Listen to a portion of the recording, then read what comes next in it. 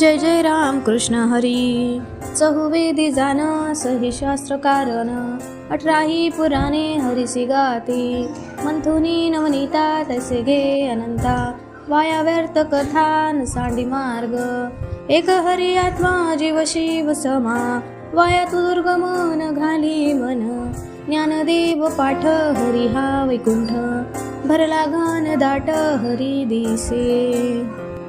म्हणजेच चारही वेद, 6 शास्त्रे आणि 18 पुराणे हे सर्व एकच सांगतात की भगवान हरीचे स्मरण आणि भक्ती ही सर्वश्रेष्ठ आहे।